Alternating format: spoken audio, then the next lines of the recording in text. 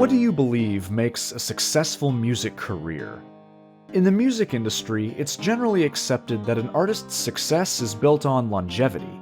This can be cultivated by reinventing the wheel with novel musical ideas and making some sort of lasting impact by influencing future artists with one's work. Mark Klem has done all that and more for the Doom community, which is why he's regarded as one of the greatest Doom musicians of all time, and is admired for not just his musical contributions, but for also just being a good guy in general. Even if you don't know who he is by name, you've most likely heard his music if you've ever played, well, almost any community-made WAD ever released. Valiant, Malevolence, Sunder, Genesis, Mass Mouth 2, Solar Struggle, Community Chest. No matter the era, all these WADs and more contain something from his repertoire. Even if somehow you haven't heard any of his own music, then you've definitely at least heard music that was inspired by him. So, who is Mark Klem? He's a musician first and foremost, but he also has a background in mapping, having made a solid number of maps for some well-known community projects and his own solo WADs. He was introduced to Doom when a friend showed him an early program used for map making, and this is where he discovered he could also edit the music of WAD files. Before long, he started composing using the program Cakewalk and began working on his first custom WAD. Outside of Doom, Klem has also contributed some music and sound effects to the Quake 3 Arena Total Conversion Urban Terror. He's best known, however, for writing the music to Wacky Wheels, a kart racing game released by Apogee in 1994 that bears striking resemblance to another racing game you may have played around that time. Despite Wacky Wheels itself appearing to be not so popular with Klem at one point in the past, its soundtrack still retains the style that makes Klem's music identifiably his. A few of its tunes can even be heard in Jay Foreman's Unfinished London series on YouTube, and Klem himself may have changed his mind about the game more recently, as the whole soundtrack is available for listening on his own channel. Getting back to his Doom music, what makes it so good that it's been used in so many WADs over the years, and is considered classic yet contemporary at the same time? To answer all this, let's start by understanding the context. It was early 1994. Doom was released just a few months ago, and the only original music in regular circulation at this point was Bobby Prince's official soundtrack. During this time, it was rare for a WAD not to use music from the main games, and if it did use any custom MIDIs, those were usually pulled from other commercial games like Heretic, or were otherwise midified versions of various pop, rock, and metal songs. Now, there were a small handful of community composers, namely John Landis, Pavel Hodek, David Sears, John McComb, and Rich Nagel, who were starting to produce tracks here and there, but the internal music scene hadn't quite taken off just yet. And remember, Team TNT's Icarus Alien Vanguard and Evolution, which both contain original music, wouldn't be seen for another 2 years. That said, things began to change by late 1994. Just 4 days after Doom 2's release, Klem, with late friend and mapper Eric Sargent, put out his very first original WAD, an Episode 2 replacement for Doom titled Cringe. These days, Cringe's level design makes it easy to pass off as a relic from a bygone era, but this WAD is significant because it's where Klem's music debuted. Cringe's soundtrack was entirely original, even the music for the title, intermission, and text screens.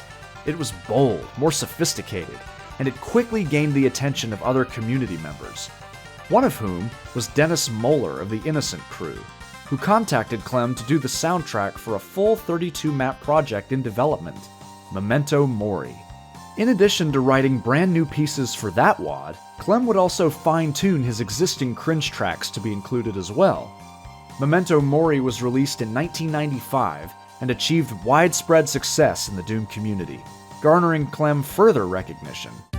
It wasn't long before he was back at work on another new soundtrack for a sequel, this time alongside Team TNT member and fellow musician David Tolwyn Shaw.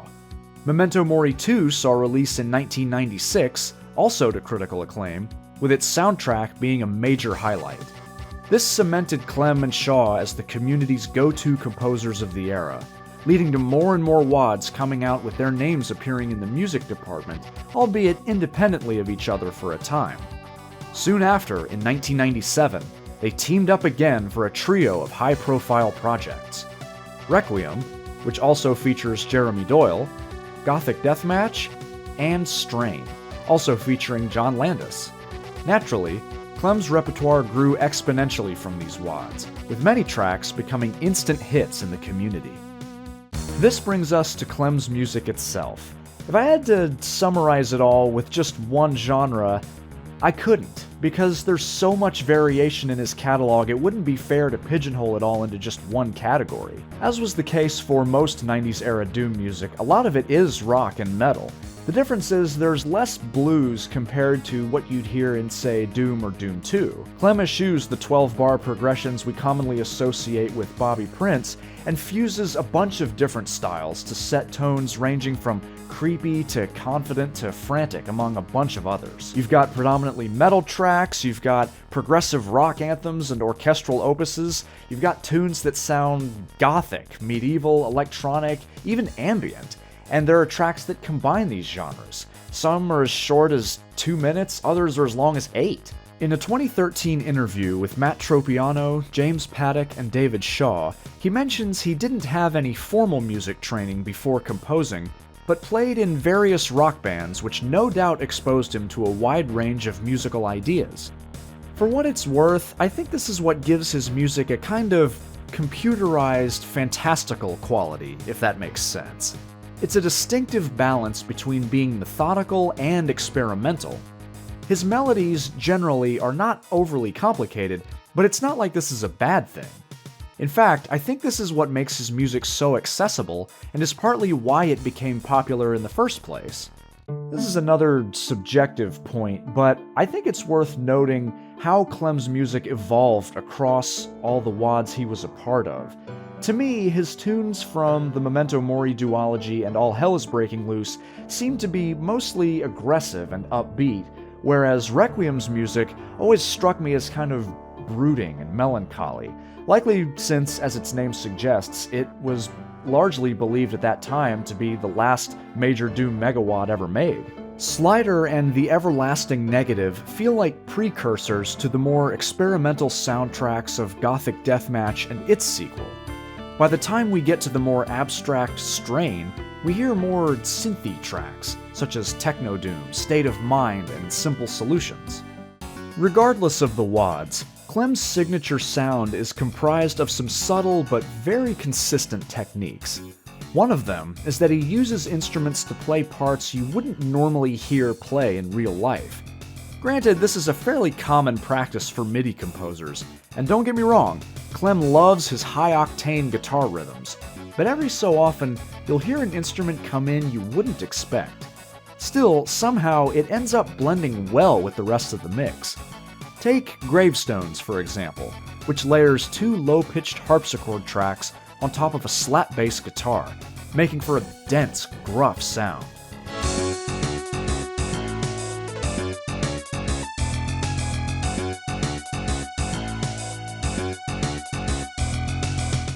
You also have Retribute, which sneaks in a clavinet underneath the distortion guitar, playing the same pattern but adding a hint of percussion.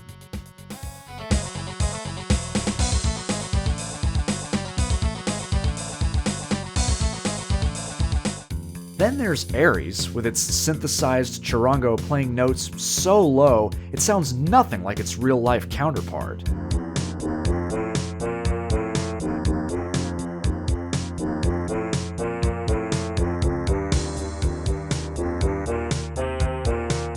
Top all that off with this unreleased track called Bones, whose lead is handled by sawtooth and brass at different points. Both instruments here sound like they're shredding the way a guitar would.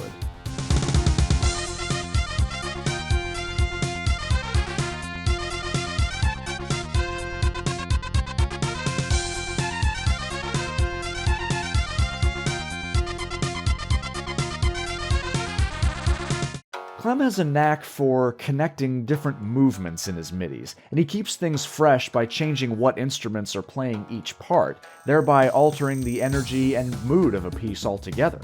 A prime example is Land of Abel. It begins with a dominant shamisen rhythm combined with congas, giving it a unique blend of East Asian and Latin American influence.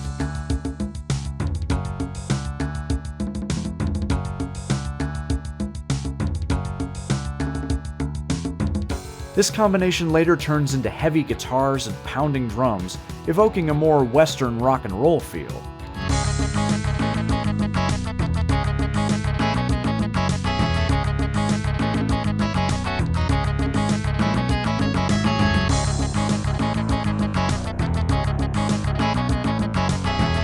Bridging these two sounds is a quieter middle section that contains a solo passed from shamisen to recorder.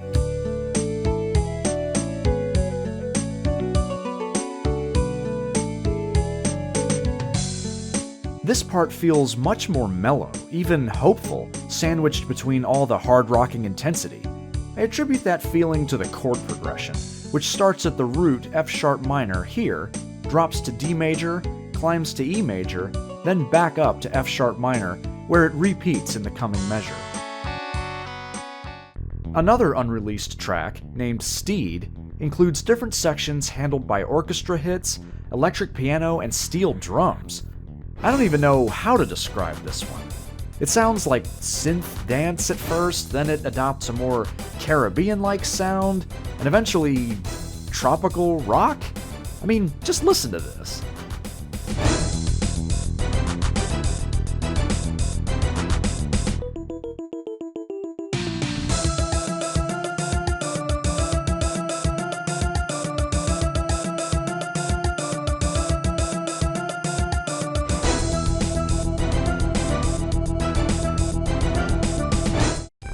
I also have to shout out Organic Gods, which transitions from some of the most anxiety-inducing diminished arpeggios to a badass drum breakdown.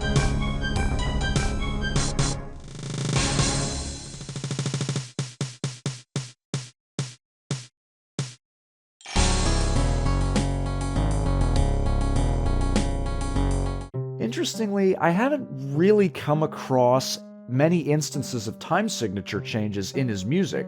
From what I've gathered, he seems to write primarily in 4/4 and occasionally in 3/4. As for changes in tempo, he sometimes uses them, but I've noticed he more commonly employs a sneakier trick to simulate them, without actually changing a MIDI speed, and he does that by switching up rhythms. I think of a MIDI like Scary 2, which ramps up the intensity with rapid-fire timpani and percussion after carefully treading along with hair-raising marimba and looking-over-your-shoulder pizzicato strings.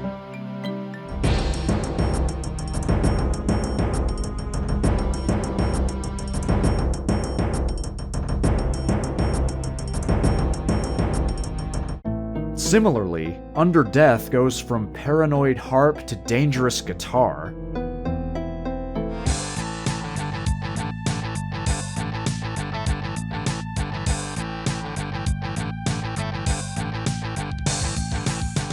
And Gravetown is another cool track that does something like this, starting with humming goblins, offbeat cymbal hits, and interjections from bent guitar harmonics.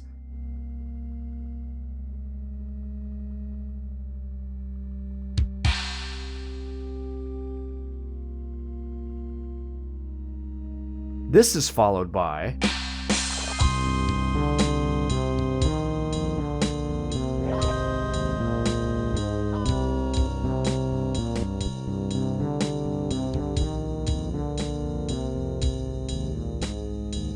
and later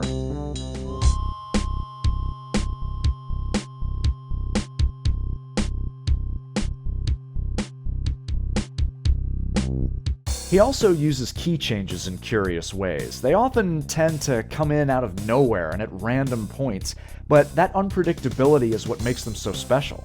We've talked about how key changes can elevate pieces by adding a sense of urgency or drama, and it's no different in this case. Path of Destruction comes to mind here. It's mostly in C minor, more specifically C Phrygian, But on the home stretch, it modulates between C and E Phrygian for 4 measures each time. At one point, it even jumps way up to F sharp Phrygian for 4 measures.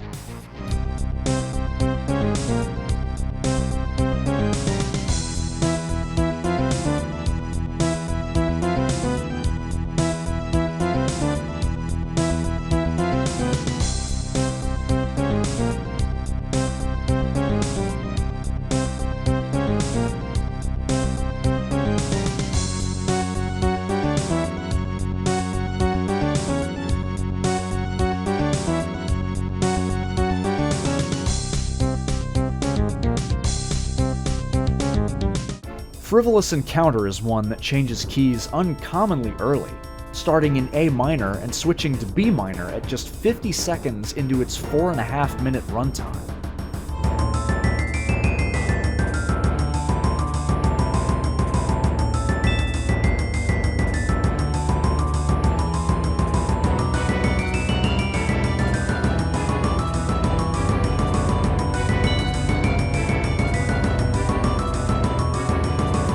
This key change is a little less abrupt though. In the measure leading up to the switch, the strings play the note D followed by E here. This allows for a more gradual lead into the next key because these notes, D and E, are both in the A minor and B minor scales. An even subtler example appears in fan favorite Midnight Call. In this one, we start in G minor and switch down to E minor.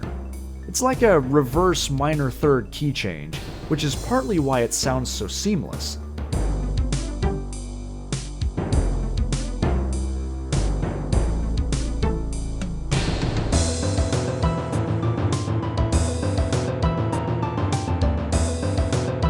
This series of steps down from A minor to G major to F major, then back up to A minor, also helps bridge the gap because many of the notes in these chords are shared between the two main keys. Toward the end of the piece, we hear a regular minor third key change when we suddenly return from E minor to G minor in the pizzicato reprise.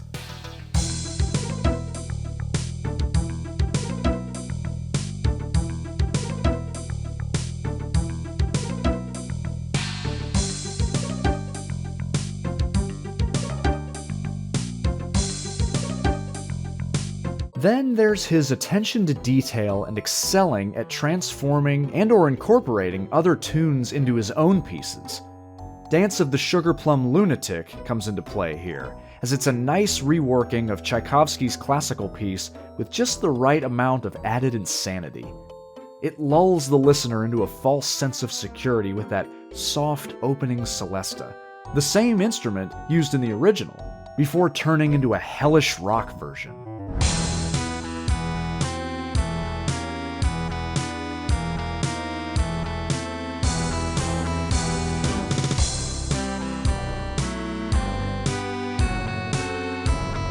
Arguably the most unexpected and subsequently most amusing crossover occurs in Slipper.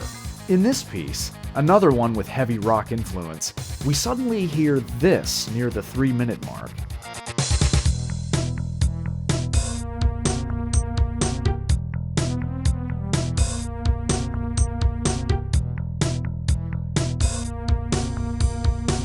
The original theme song to the classic cartoon Scooby-Doo, Where Are You? This crazy left turn is a great way to throw the listener for a loop, and the best part about it is that you'll immediately notice it if you're paying attention. This lasts for almost the whole rest of the piece before returning to the main riff near the end. We've explored why Klem's music has stood the test of time from a music theory perspective, but there are a few other reasons as well. What's crazy is that in just 4 years, Klem managed to crank out all these high-quality tunes that went on to inspire future composers for the next 3 decades. You don't have to look very far for MIDIs that resemble his style. Tracks like these are all obvious homages, and there are numerous more out there that carry his influence more implicitly. Though he largely stopped composing for WADs in late 1998, following Invasion 2 and Gothic Deathmatch 2, he didn't abandon music altogether. Since Doom, he released a handful of CDs on the now defunct mp3.com, but to my knowledge, only one of them, Silicon Sanctuary from 1999, is available for public listening. He remains relatively active online to this day, occasionally uploading original music and interacting with fans on Doomworld and YouTube from time to time. More recently, his Doom music career saw a resurgence in 2018 with the release of Requiem Reimagined, an album on which he collaborated with David Shaw, Jeremy Doyle, J.D. Herrera, and James and Marion Paddock. It's a rearrangement of Requiem's entire soundtrack, using real instruments and modern studio equipment, with many tracks having been extended and/or heavily reworked. Later that same year, two of his most popular MIDIs would be featured in the soundtrack to the high-profile wad Eviternity, exposing an entirely new generation of players to his music who were either too young or not even around yet to experience early Doom wads. Of course, there's no way to predict how and when any composer's music will show up in wads to come, but I have no doubt that Mark Klem's MIDIs will continue to thrive for a long time. On a more serious note, a major reason for making this video was that I believe it's now more important than ever to spread the word about Mark and his music, because a few years ago, we almost lost him. In 2021, he went through a severe bout of COVID that not only threatened his life, but also prevented him from being near his family while recovering for a time. The point of this is to say, I'm grateful just to be able to talk about his music and still see him engaging with Doomers and music lovers alike after so long. And if anything, I hope this video conveys that.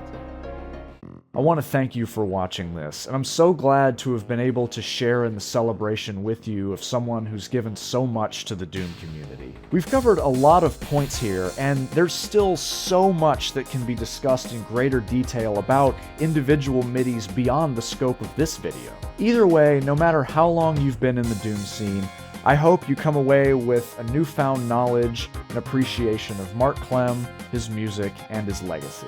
Now what are you waiting for? Fire up your favorite classic 90s wad and crank up the volume. And then, just sit back for a minute and listen. Let the music absorb you. Let it fly you away to a different world for just a little while. And once you're there, give in with pleasure.